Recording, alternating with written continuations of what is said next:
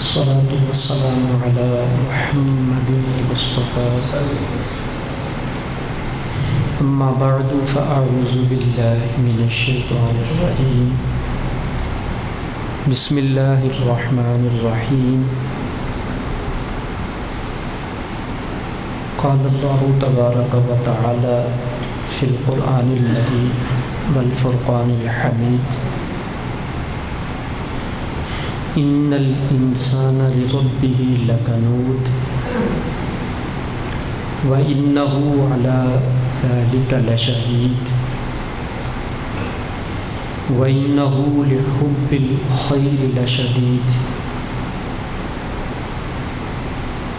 صدق الله العظيم إن الله وملائكته يصلون على النبي يا أيها الذين آمنوا صلوا عليه وسلموا تسليما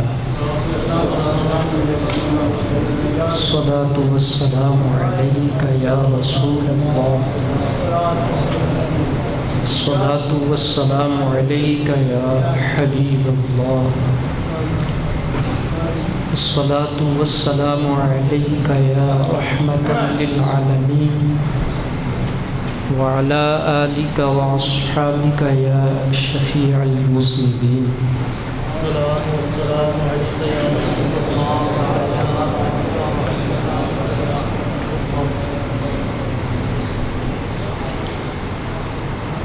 سورۃ العادیات رکوع نمبر 25 پارہ نمبر 30 کی آیت نمبر 6 7 اور 8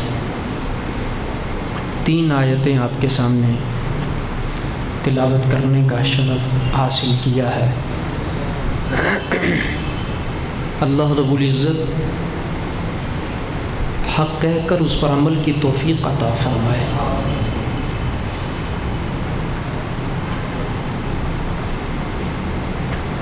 زمین کے اندر دو طرح کے انسان فساد کرتے ہوئے آپ کو نظر آئیں گے۔ فساد فی الارض اتنا بڑا جرم ہے، اللہ تعالیٰ کو یہ جرم بالکل پسند نہیں ہے۔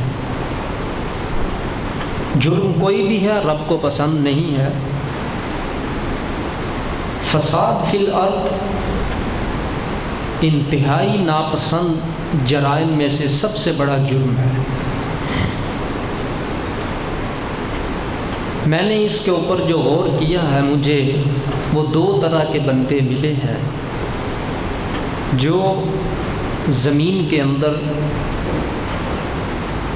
نظام ارض کو خراب کرنے کے اندر مستعد ہیں۔ ایک گروہ وہ ہے جو آخرت کا منکر ہے، اور ایک گروہ وہ ہے جو آخرت کا منکر تو نہیں ہے مگر آخرت سے غافل ہے۔ جتنے بھی لوگ اس وقت کے اندر جنہوں نے دنیا کا امن خراب کیا ہوا ہے، زمین کے اوپر فساد آئے دن جن لوگوں کی وجہ سے برپا ہوتا ہے، وہ لوگ آخرت کے منکر ہیں، آخرت کو تسلیم نہیں کرتے ہیں۔ یہود و نصارہ کو دیکھ لیں آپ، آئے دن جو شرارتیں ہیں، آئے دن زمین کے اندر انسانیت سوز جو حرکات کا ارتکاب ہے، وہ منکرین آخرت سب کچھ کرتے ہیں۔ چونکہ جب یہ بات پیش نظر ہی نہیں کہ کوئی پوچھنے والا ہے، کسی کو جا کر جواب دینا ہے، تو پھر کھلی چھٹی سمجھ کر جو ان کا جی چاہ رہا ہے وہ کر رہے ہیں۔ مسلمانوں کے اندر وہ طبقہ جو انسان کے لیے موذی ہے، انسان کے لیے مخرب ہے، اور انسان ہی انسان کے لیے پریشانی کا باعث ہے، یہ وہ گروہ ہے جو آخرت سے غافل لوگوں کا گروہ ہے۔ یہ جتنے لوگ کثیر تعداد میں بیٹھے ہوئے ہیں، اگر ان کو پتہ ہو اس بات کا ہم نے جا کر اللہ کی بارگاہ میں جواب دینا ہے، اور اس عقیدہ سے غفلت نہ ہو، سوال ہی پیدا نہیں ہوتا کہ انسان سے کوئی جرم پھر صادر ہو۔ غفلت ہے تو پھر اس وجہ سے ہی ہم لوگ زمین کے اندر اللہ کے بندوں کے لیے ایذا کا سبب بنے ہوئے ہیں۔ تو میرا چونکہ خطاب اہل اسلام سے ہے، میں نے جو 3 آیتیں پڑھی ہیں میں اس کی تشریح انشاءاللہ تعالیٰ بھی بیان کرتا ہوں۔ تو اس صورت کے اندر اللہ نے بیان کیا وہ لوگ جو آخرت کے منکر ہیں یا آخرت سے غافل ہیں، اس عقیدہ میں خرابی اور کمزوری کی وجہ سے وہ لوگ اخلاقی پستی کے اندر جا کر گر جاتے ہیں۔ جتنے بھی لوگ اس معاشرے کے اندر بد اخلاق ہیں، اخلاقی پستی کے اندر گرے ہوئے ہیں اور ہیں بھی مسلمان، وہ لوگ آخرت سے غافل ہیں۔ اگر آخرت سے غافل نہ ہوں تو پھر کبھی بھی یہ جرم کا جو ارتکاب ہے وہ ان سے نہ ہو۔ اللہ تعالیٰ نے قرآن پاک کی ان 3 آیات کے اندر انسان کی جو طبعی حالت بیان کی ہے وہ کیا ہے؟ ان الانسان لربہ لکنود، بے شک انسان اپنے رب کا بہت بڑا ناشکرا ہے۔ وَإِنَّهُ عَلَى ذَلِكَ لَشَهِيدٌ، اور وہ خود اس بات پر گواہ ہے کہ وہ ناشکری کرتا ہے۔ ناشکرا پن انسان کے وجود کے اندر جس قدر غالب ہے، سورۃ القیامہ کے اندر اس کو بیان کیا گیا، بَلِ الْإِنسَانُ عَلَى نَفْسِهِ بَصِيرَةً، ہر انسان اپنے باطن کو جاننے والا ہے۔ وَلَوْ أَلْقَى مَعَاذِيرًا، جتنی مرضی معذرتیں پیش کرتا پھرے اس کو پتہ ہے میں کیا کر رہا ہوں۔ ہر انسان کو پتہ ہے میں کیا کر رہا ہوں۔ وَلَوْ أَلْقَى مَعَاذِيرًا، معاذیر جمع ہے۔ آپ نے دیکھا نا طبقہ لوگوں کا بڑی معذرتیں کرتے ہیں، معذرتوں کے ڈھیر لگے ہوئے ہیں، مگر اس کے باوجود اللہ تعالیٰ نے قرآن کے اندر انسان کی معرفت، اس کی باطن کی جو معرفت ہے، اللہ فرماتا ہے تجھے سب پتہ ہے، تو جانتا ہے۔ جو انسان اتنا ہوشیار ہے دوسروں کی غلطیاں جانتا ہے، اس کو اپنی غلطیوں کا نہیں پتہ۔ جو اس قدر چکنا انسان ہے کہ دوسروں کی غلطیاں سننے کے لیے دلچسپی رکھتا ہے، چسکے لیتا ہے، مزے لیتا ہے، کان رکھتا ہے، تو اللہ نے قرآن کے اندر کتنا کھول کر یہ فلسفہ بیان کرتی ہے۔ بَلِ الْإِنسَانُ عَلَى نَفْسِهِ بَصِيرًا، ہر انسان کو اپنے نفس پر بصیرت حاصل ہے، سب کچھ پتہ ہے اس کو۔ وَلَوْ أَلْقَى مَعَاذِيرًا، وقت آنے پر جتنی مرضی معذرتیں پیش کرے مگر جانتا ضرور ہے میں کیا کر رہا ہوں۔ ہم جتنے بھی بیٹھے ہیں کیا ہمیں پتہ نہیں ہم صحیح کیا کر رہے ہیں اور غلط کیا کر رہے ہیں؟ سب کچھ پتہ ہے ہمیں، ہر چیز کا ہمیں پتہ ہے۔ قرآن کے اندر اللہ تعالیٰ نے اسی مفہوم کو بڑے جامع انداز میں بیان کیا۔ میں کوشش کروں گا سمٹ جائے یہ موضوع، ورنہ اگلے جمعہ کو باقی انشاءاللہ بیان کریں گے۔ اگر میں بات کرتا تو ہو سکتا ہے کسی شخص کو اشتعال آتا، مگر میرے لیے بھی قرآن کے وہی الفاظ ہیں جو آپ سب کے لیے ہیں۔ ان الانسان لربہ لکنود، بے شک انسان اپنے رب کے لیے لکنود ہے، ناشکرا ہے۔ اسی مضمون کو دوسری جگہ پر بھی بیان کیا، وقلیل من عبادی الشکور، میرے بندوں میں انتہائی تھوڑے بندے ہیں جو میرا شکر ادا کرتے ہیں، انتہائی تھوڑے بندے میرا شکر ادا کرتے ہیں۔ میں ایک بات کی وضاحت کر دوں، قرآن پاک اور حدیث میں جہاں لفظ شکر آتا ہے یہ روٹی والا شکر نہیں ہے، روٹی کھانے کے بعد جو ہم ادا کرتے ہیں، جب پیٹ فل بھر لیا اس کے بعد یا اللہ تیرا، یہ وہ شکر نہیں ہے۔ اور شکر کو جو ہم نے روٹی کھانے کے بعد بند کر دیا ہوا ہے، اس سے آگے شکر کو ہم جانتے ہی نہیں ہیں۔ کیوں؟ ہم نے آج تک معاشرے سے سیکھا ہی اتنا ہے کہ کھانا کھانے سے پہلے بسم اللہ پڑھ لو اور بعد میں اللہ کا شکر ادا کر لو، اور شکر کی تعریف کو ہم نے ماحول سے لے کر اس قدر بند کر دیا ہوا ہے۔ یہ تو ہے شکر۔ آؤ ذرا آج جو میں نے قرآن پاک کی آیت پڑھی ہے تفسیر سے بھی پوچھ لیتے ہیں کہ قرآن پاک کی اس تفسیر سے کہ شکر ہے کیا چیز۔ شاکر کا مقام بڑا اونچا ہے، تو کیا وہ یہ کھانا کھانے کے بعد شکر ادا کرتا اس کا مقام ہے؟ اس کا مقام ہے کھانا کھانے پیٹ فل بھر گیا تو اب اللہ کا شکر ہے، کیا یہ اس بندے کا مقام ہے؟ نہیں۔ کاش ہم نے قرآن کو سمجھا ہوتا تو آج ہماری زندگیوں میں اتنی خرابیاں پیدا کبھی نہ ہوتی۔ آؤ میں تفسیر سے جو بیان کرتا ہوں وہ یہ ہے، تمام مفسرین نے لکھا ہے، تمام مفسرین نے، شکر یہ ہے اللہ کی جتنی نعمتیں ہیں ان کی ادائیگی رب کی مرضی کے ساتھ کی جائے تو اس کو شکر کہتے ہیں۔ آپ اس دور کے اندر جو فساد ہے نا وہ دو چیزوں کی وجہ سے، کتنی؟ دولت اور زبان۔ آپ چیک کر لیں، دولت کی خرابی ہے یا زبان کی خرابی؟ زبان بھی زیادہ ان کی ٹیڑھی ہوتی ہے جن کے پاس پیسہ زیادہ ہوتا ہے۔ آپ دیکھ سکتے ہیں کچھ لوگ زبان کے خراب ہیں، کچھ لوگ دولت کے خراب ہیں، کچھ نے اتنی ترقی کی ہوئی ہے کہ وہ زبان کے بھی خراب ہیں، دولت کے اعتبار سے بھی خراب ہے۔ اور ہم نے یہ جو بات سیکھ لی کہ شکر کھانا کھانے کے بعد صرف یہ کہہ دینا یا اللہ تیرا شکر ہے تو نے روٹی کھلائی ہے، یہ شکر نہیں ہے۔ اللہ نے جو نعمتیں دی ہیں اس کی مرضی کے مطابق ان کا استعمال، یہ شکر ہے۔ ہاتھ رب کی نعمت ہے، زبان رب کی نعمت ہے، آنکھ، کان، پاؤں، پیٹ، یہ سب رب کی نعمتیں ہیں۔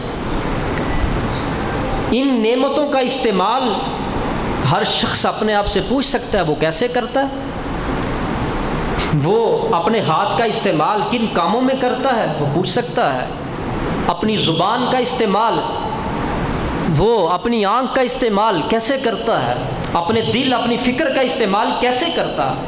اگر تو شریعت کے مطابق ہے تو یہ شاکر ہے، اور اگر شریعت کے مطابق نہیں ہے بلکہ طبیعت کے مطابق ہے تو یہ روٹی والا شکر اس کو بچا نہیں سکتا ہے۔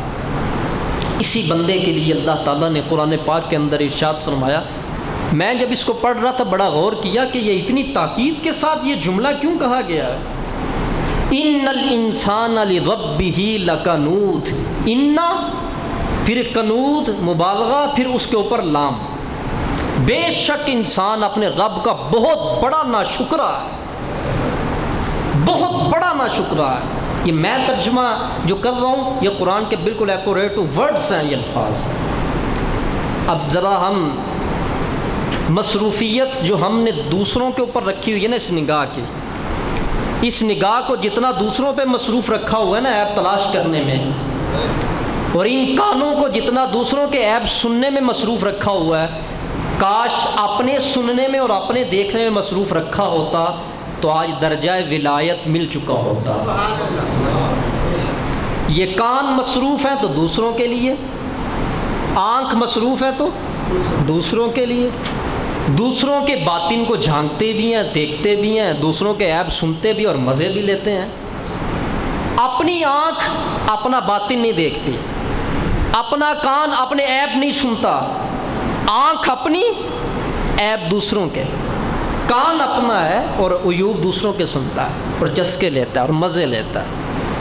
اسی وجہ سے اللہ رب العزت نے قرآن کے اندر اس مفہوم کو بہت کھول کر بیان کر دیا ہے، ان الانسان لربہ لکنود، بے شک انسان بہت ناشکری کرتا ہے۔ ناشکری کیا ہے؟ اس کو کھانے کے لیے میں دیتا ہوں اور میرا ذکر اپنی زبان سے نہیں کرتا، اس کو پینے کے لیے میں دیتا ہوں، اس کے پاس عبادت کے لیے وقت نہیں ہے، اس کو پہننے کے لیے میں دیتا ہوں، سجدہ کرنے کے لیے اس کے پاس ٹائم نہیں ہے، اس کو سب کچھ میں نے دیا ہے، اور یہ بندہ میرا نہیں ہے، یہ تو بندہ شیطان کا بن گیا ہوا ہے، یہ عبداللہ نہیں تھا، یہ تو عبدالشیطان بن گیا ہوا ہے، نعمتیں ساری میری لی ہیں اس نے، مانگتا مجھ سے ہے، اور صرف مجھ سے مانگتا ہی نہیں ہے بلکہ اذا مسکم الضر فالیہ تجأرون، جب اس کو در پہنچتا ہے، نقصان پہنچتا ہے، تکلیف پہنچتی ہے تو روتا ہوا میری بارگاہ میں آ جاتا ہے۔ ثم اذا کشف الضر عنکم اذا فریق منکم بربہم یشرکون، اور جس وقت روتا ہے، بلبلاتا ہے، کراہتا ہے، یا اللہ مجھے معاف کر دے، مجھے چھوڑ دے، جب میں اس کی دعا کو قبول کر کے اس کو معاف کر دیتا ہوں پھر میری ناشکری کرتا ہے۔ یہ انسان کے دونوں تجزیے کون بیان کر رہا ہے؟ قرآن بیان کر رہا ہے۔ قرآن آپ سے لفظ شکر نہیں چاہتا، قرآن آپ سے ادائے شکر چاہتا ہے۔ سبحان اللہ، آپ لفظ شکر کی تسبیح کرتے رہیں، قرآن کو اس سے کوئی غرض نہیں ہے۔ ادائے شکر کیا ہے؟ جھک کر دکھاؤ مجھے 5 وقت میری بارگاہ میں، سبحان اللہ، اپنی زبان کو لغویات سے بچا کر دکھاؤ، اپنی آنکھ کو غلط دیکھنے سے بچا کر دکھاؤ۔ جب یہ سب کچھ کر جاؤ گے نا تو پھر تم میرے شاکر بندے بن جاؤ گے۔ سبحان اللہ، ماشاء اللہ، یہ ہے رب کا شکر اور یہ ہے ادائے شکر۔ اللہ کو کولے شکر کی ضرورت نہیں ہے۔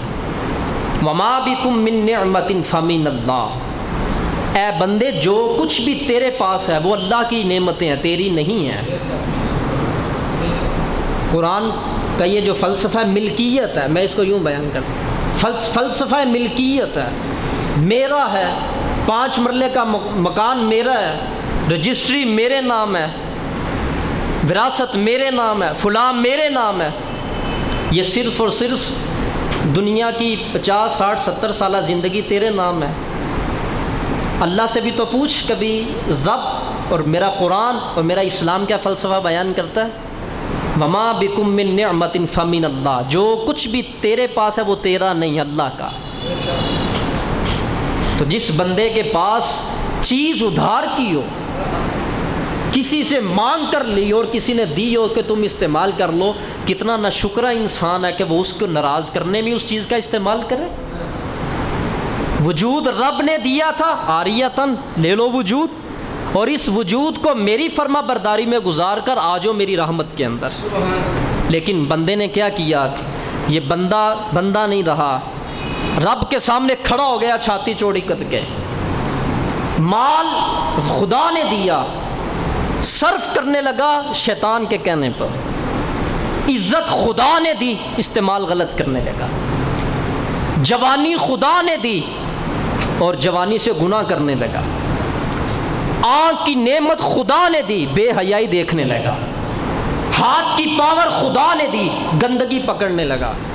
جو انسان شب و روز اس پروسیس سے گزر رہا ہے، اور جو انسان دن کو اٹھتا ہے اور نماز نہیں پڑھتا ہے، خدا کا قرآن نہیں پڑھتا ہے، قرآن نے پھر کتنا واضح فلسفہ دیا ان لوگوں کے بارے میں۔ اولئک کالانعام بل ہم اضل، اللہ نے فرمایا پھر میری بارگاہ میں جانور کا بھی کوئی مقام ہے، مگر یہ جو سب کچھ لے کر بھی میری بارگاہ میں نہیں آتا، یہ جانور سے بھی گیا گزرا۔ کتنی آیتیں ہو چکی ہیں ابھی تک؟ تقریباً 10 آیتیں میں پڑھ چکا ہوں۔ فلسفہ مقصد حیات انسانی پر، انسانی زندگی کا فلسفہ کیا ہے؟ نوجوان ذرا میری طرف متوجہ ہوں 1 منٹ کے لیے۔ آپ میں سے جو لوگ تعلیم یافتہ ہیں، یہ تو میں نے ابھی تک سب کچھ جو بیان کر دیا، ابھی آگے بیان کرنا ہے۔ انسان کی زندگی کا مقصد اور فلسفہ، یہ میں نے کسی آرنلڈ اور میتھل کی بک سے نہیں لیا۔ یہ میں آپ کو جو فلسفہ بیان کر رہا ہوں، یہ کسی عالم مولوی کا لکھا ہوا نہیں ہے، مگر جس وقت بندہ یہ فلسفہ سنتا ہے تو دل کو یہ باتیں اپیل ضرور کرتی ہیں کہ یہ باتیں بڑی ٹھیک ہیں. تو 1 منٹ کے لیے میں آپ کو دعوت فکر دینا چاہتا ہوں. جس قرآن نے اتنے حسین انداز میں تجھے فلسفہ بیان کیا ہے اس قرآن کے احکام سے تو روح گردانی کیوں کرتا؟ کس وجہ سے روح گردانی کرتا؟ 2 ہی صورتیں ہیں نا، یا قرآن سمجھنا نہیں چاہتے یا قرآن پر عمل نہیں کرنا چاہتے. انسان کے پاس نعمت کبریٰ کتنی ہیں، یہ ایک میرا سوال ہے. میں رکتا ہوں، جس کو جواب آتا ہے وہ ہاتھ کھڑا کر کے عنایت فرما دیں مجھے جواب. بڑے بڑے پڑھے لکھے حضرات بھی بیٹھے ہیں، امتحان نہیں ہے. اب تک کی زندگی کا استعمال بتا رہا ہوں. اب تک میری زندگی گزری کن چیزوں کے اندر ہے جس انسان کو یہ نہیں پتہ چل سکا ابھی تک اور کوشش نہیں کی میرے وجود میں سب سے بڑی نعمت کیا ہے. کوئی شخص بتا دے سب سے بڑی نعمت کبریٰ و عظمیٰ کیا ہے. جب نعمت کا پتہ نہیں تو شکر کیسے کریں گے؟ شکر تو ہوتا ہے نعمت کے ہونے پر.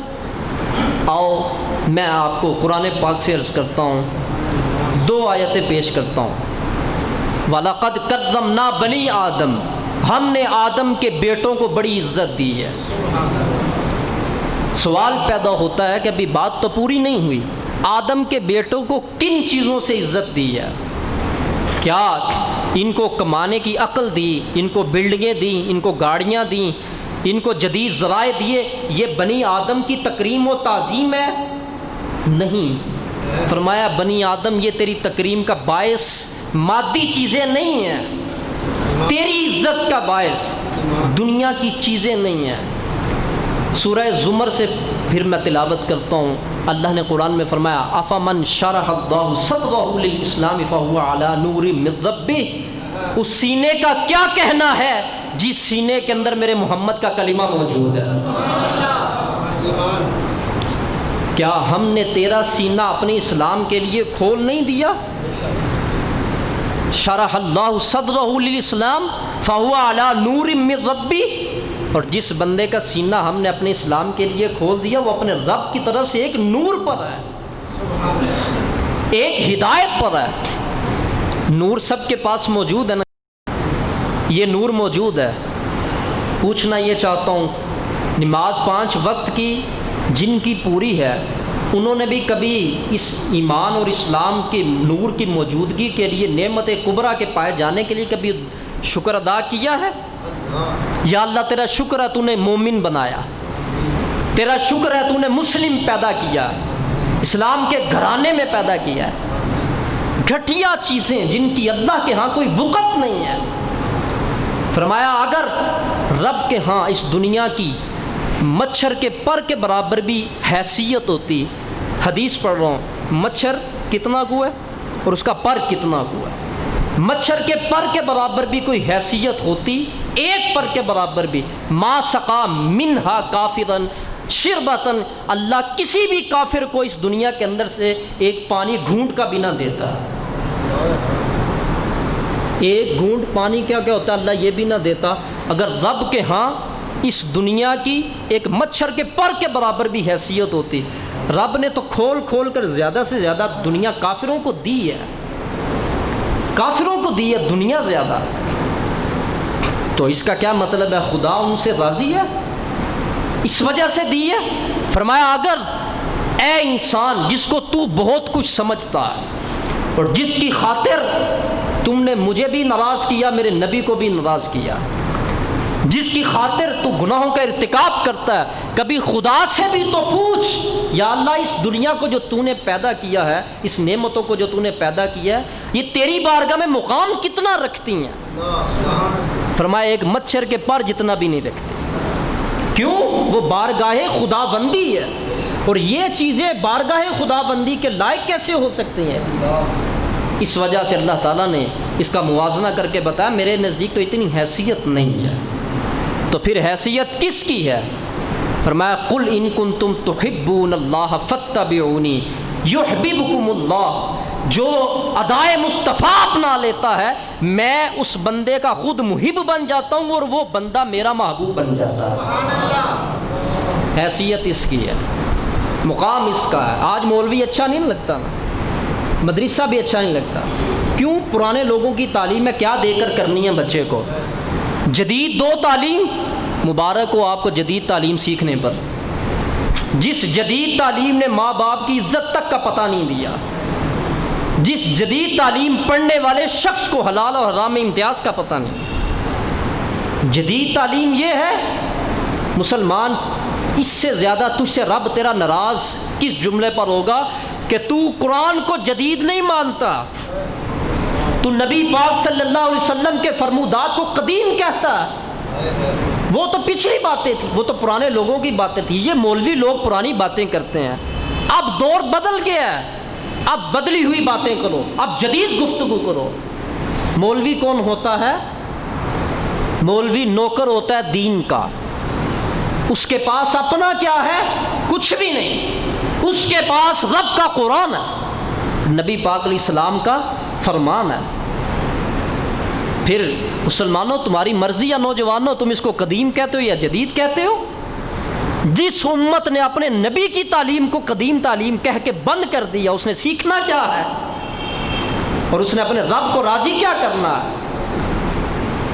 اور آج جس وقت گفتگو ہوتی ہے نا تو یہ بات ضرور کہی جاتی ہے، جدید اور قدیم تعلیم، یہ انتہائی جملہ نازیبا جملہ ہے۔ قدیم سے تمہاری کیا مراد ہے؟ قرآن؟ قدیم سے تمہاری کیا مراد ہے؟ حضور کا فرمان؟ قرآن جب تک قیامت نہیں آ جاتی اور قیامت کے بعد تک قرآن کا ایک ایک ورق، ایک ایک رکوع، ایک ایک حرف اور ایک ایک لفظ اپنے دن کے اندر جدت بھی رکھتا ہے اور اپنے دن کے اندر بیداری مغز اور انسانوں کے لیے بڑا پیغام بھی رکھتا ہے۔ پھر جدید کیا؟ انگلش؟ میں 10 منٹ کی میٹنگ کر لو آپ میرے ساتھ، صرف 10 منٹ کی، اور اگر میں نے یہ پڑھا نہ ہوتا تو میں بیان بھی نہ کر سکتا۔ 10 منٹ میرے پاس وہ ماں باپ بیٹھ جائیں جو اپنے بچوں کو جدید تعلیم دے رہے ہیں، ترجمہ میں کرتا ہوں انگلش کا کتاب کھول کر، بی اے کی کھول لو، ایف اے کی کھول لو، میٹرک کی کھول لو، کتاب کا ترجمہ انگلش کا میں کرتا ہوں، میں پڑھ کے دکھاتا ہوں، یہ جس کے لیے آپ اتنا سرمایہ اکٹھا کر کے دیتے ہیں، یہ ہے آپ کی جدید تعلیم۔ کس انداز میں لڑکا اور لڑکی آپس میں گفتگو کرے، یہ انداز سکھائے جاتے ہیں۔ کس انداز کے اندر اپنے دین کی مخالفت کرنی ہے، چھپے ہوئے لفظوں میں یہ انداز تمہارے بچوں کے دلوں میں انڈیلے جاتے ہیں۔ میٹرک میں پڑھ لو، ایف اے میں پڑھ لو، میں ان سٹوریوں کا نام لینا نہیں چاہتا ہوں، میں الحمدللہ خود پڑھا ہوں یہ چیزیں، پڑھ کر یہ رہنمائی کے لیے پڑھا ہوں۔ مجھے پڑھ کر ان سے فائدہ 1% فائدہ ہوتا ہے، مجھے حاصل نہیں ہوا، یہ میں اپنی بات کر رہا ہوں۔ مجھے اگر فائدہ ہوا تو قرآن سے ہوا ہے، مجھے اگر فائدہ ہوا تو حضور کے فرمان سے ہوا ہے۔ اگر آپ میں سے کسی کو، جتنے بیٹھے ہوئے حضرات ہیں، یہاں نہیں کھڑا ہو کے بتانا چاہتے، مجھے بعد میں بتا دے آپ کو یہاں تک پڑھ کے ملا کیا ہے۔ دنیا کی بات نہ کرے کہ دنیا کے شعبے میں مجھے ترقی ملی ہے، یہ بات نہیں کرے، میں تعلیم کی بات کر رہا ہوں۔ تعلیم انسان کو تربیت دیتی ہے، تعلیم کا پہلا مقصد تربیت ہے۔ میں یہ پوچھنا چاہتا ہوں، تعلیم نے تربیت کیا دی ہے؟ بس میں اتنی بات پوچھنا چاہتا ہوں۔ تعلیم نے پیسہ دیا ہے کہ نہیں دیا، یہ میرا سوال نہیں ہے۔ آج مدارس میں پڑھانے والوں کی تنخواہیں اتنی ہیں، گھر کے اخراجات پورے نہیں ہوتے، اور مساجد کا بھی یہی حال ہے۔ گلا جیسے دبایا جا سکتا ہے دباؤ، امام کا، خطیب کا دباؤ، آپ کیوں نہیں آتے؟ یہ اصلاح کے لیے بات عرض کر رہا ہوں۔ جس ممبر پر بیٹھتا ہے، یہ بیٹھنا چھوٹا معاملہ ہے؟ اس ممبر پر بیٹھ کر یہ بات کرنا چھوٹی بات ہے؟ یہ پل صراط کے اوپر سے گزرنا ہوتا ہے، ایک ایک لفظ انسان کا ریکارڈ ہوتا ہے، اور اللہ کی بارگاہ میں اس کی پوچھ ہونے والی ہے۔ آپ کیا سمجھتے ہیں جو بندہ قرآن سمجھ کے بیان کرتا ہے اس کی کوئی وقت اور حیثیت نہیں اس معاشرے کے اندر؟ اور جو ہم لتاڑتے ہیں دین کے خدمت گاروں کو، یہی تو وجہ ہے۔ آپ رکھیں آج تنخواہ خطیب کی 50,000، میں دیکھتا ہوں کیسے مدرسے نہیں بھرتے، کیسے لوگ اپنے بچوں کو دین پڑھاتے نہیں ہیں. لوگ نہیں دیتے. کیوں نہیں دیتے لوگ دین کی بڑی خدمت کرتے ہیں، لوگ دیتے ہیں. ہمارے اندر یہ جذبہ نہیں ہے، ہم نے دینداری سیکھی نہیں ہے. ہمارے اندر لقانوت کا فلسفہ موجود ہے، ہمارے اندر خباثت موجود ہے، جس کی وجہ سے ہم نے اپنا دین کمزور کر دیا ہوا ہے. اور پھر دلائل دینے والے یہاں تک یہ کرتے کیا ہیں؟ یہ کچھ نہیں کرتے. ان کو پیچھے کرو، آپ آ کے کر لو. یہ جو کچھ نہیں کرتے آپ آ کے کر لیں، آپ کر کے دیکھیں، پھر دیکھتے ہیں کیا ہوتا ہے. یہ کچھ نہیں نہ کرتے، نماز ہی پڑھاتے ہیں نا، کچھ نہیں کرتے. یہ نماز پڑھائی تو فارغ، بیان گھنٹے کیا تو فارغ. یہ کچھ نہیں ہے. تو پھر ہم نیچے اترتے ہیں، آپ کر لیں آ کے. بھائی جان ایک سادہ اعلان نہیں ہوتا اس کے سامنے کھڑے ہو کر. تو کہاں قرآن اور کہاں حدیث بیان کرنا؟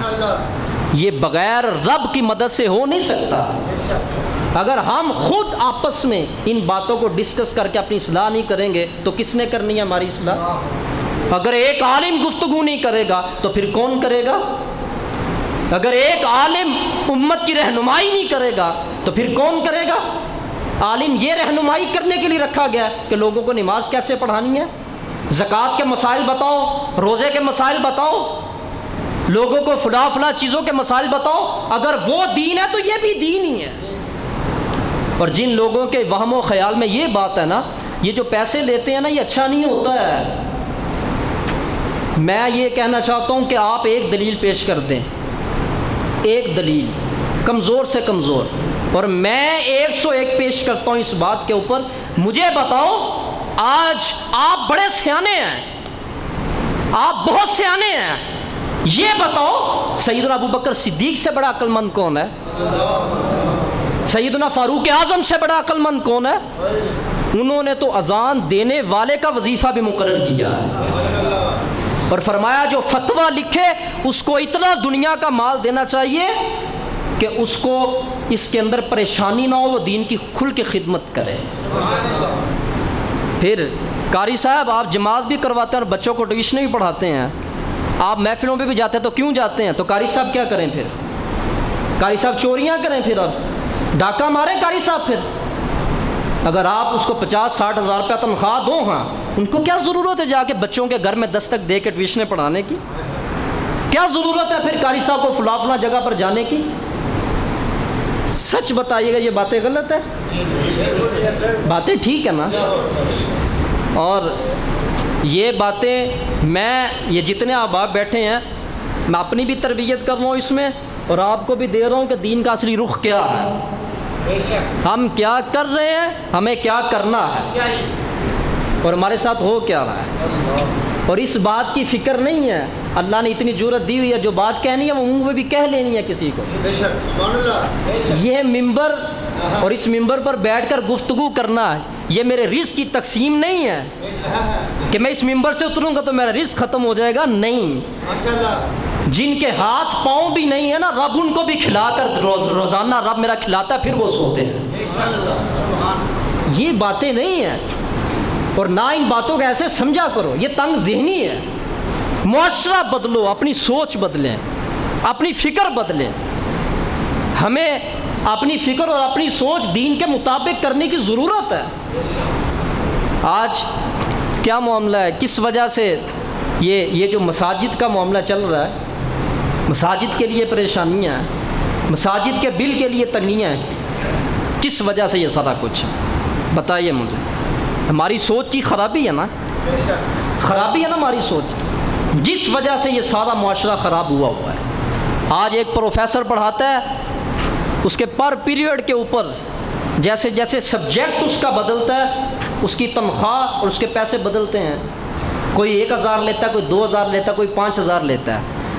میں ایک سوال کرتا ہوں، سورۃ الفاتحہ کا سیدھا سادہ ترجمہ اور شان نزول، اور سورۃ الفاتحہ کے اندر جو رب نے اسرار و رموز بیان کیے ہیں، وہ ایک شخص اٹھ کے جو دنیاوی تعلیم پڑھا وہ اس مائک پہ آگے بیان کر کے دکھائیں مجھے.